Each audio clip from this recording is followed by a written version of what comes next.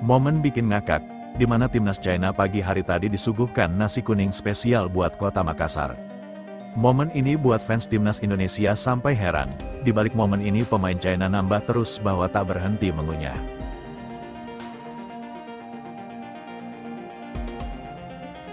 Namun sebelum kita bahas videonya guys, seperti biasa syarat nonton video di channel ini, subscribe, like dan nyalakan lonceng notifikasinya, agar kalian selalu mendapatkan informasi menarik dan terbaru setiap hari. Jika sudah subscribe aku ucapin thank you guys and mari kita lanjut. Yah, kita ketahui pertandingan timnas Indonesia versus China akan digelar besok, tepatnya di Stadion Gelora Bung Karno GBK. Di balik itu semua ada momen kocak yang bikin netizen ketawa sampai terbahak-bahak. Bagaimana tidak melihat timnas China yang suguhi nasi kuning makanan khas Makassar ini bikin mereka ketagihan.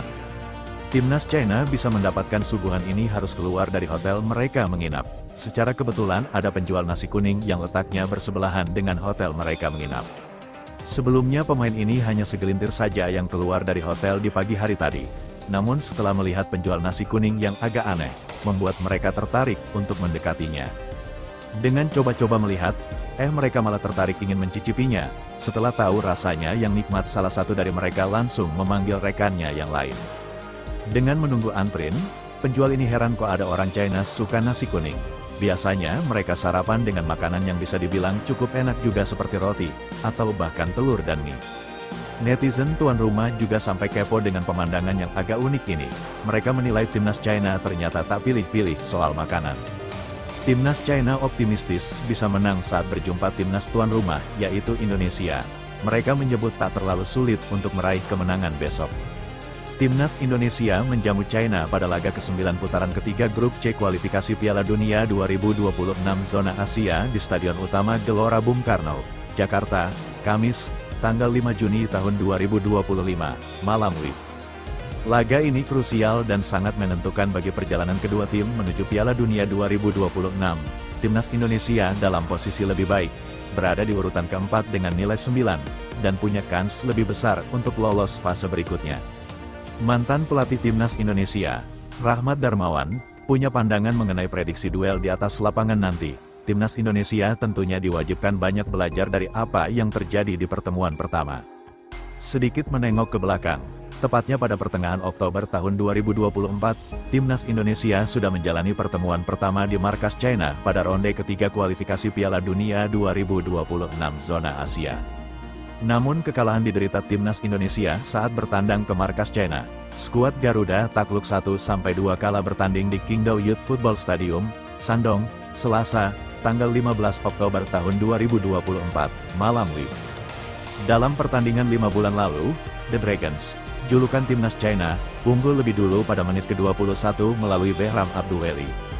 Disusul gol yang dicetak Zhang Yuning, 1 menit menjelang waktu turun minum memanfaatkan umpan terobosan Gao Sunyi.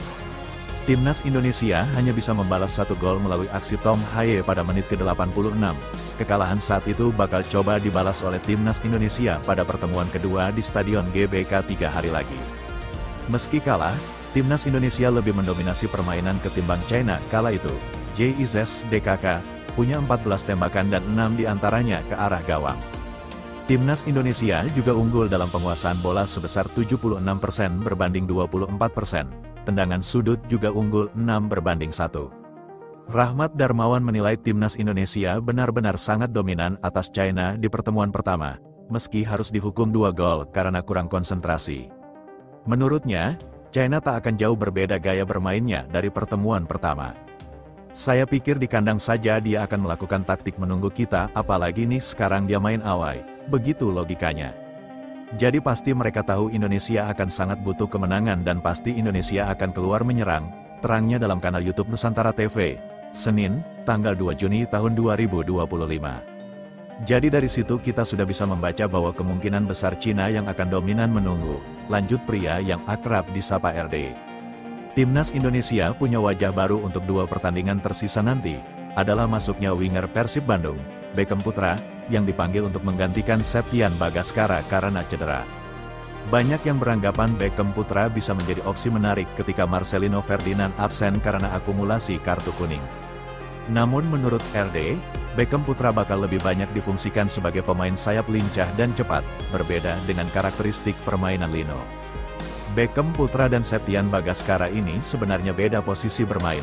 Septian adalah striker murni, sementara Beckham Putra difungsikan sebagai pemain nomor 10 atau second striker, atau pemain nomor 8 gelandang, atau dia bisa menjadi seorang winger, tutur Rahmat Darmawan. Beckham Putra pemain yang bagus, dia punya kecepatan yang jauh lebih bagus dari Marcelino.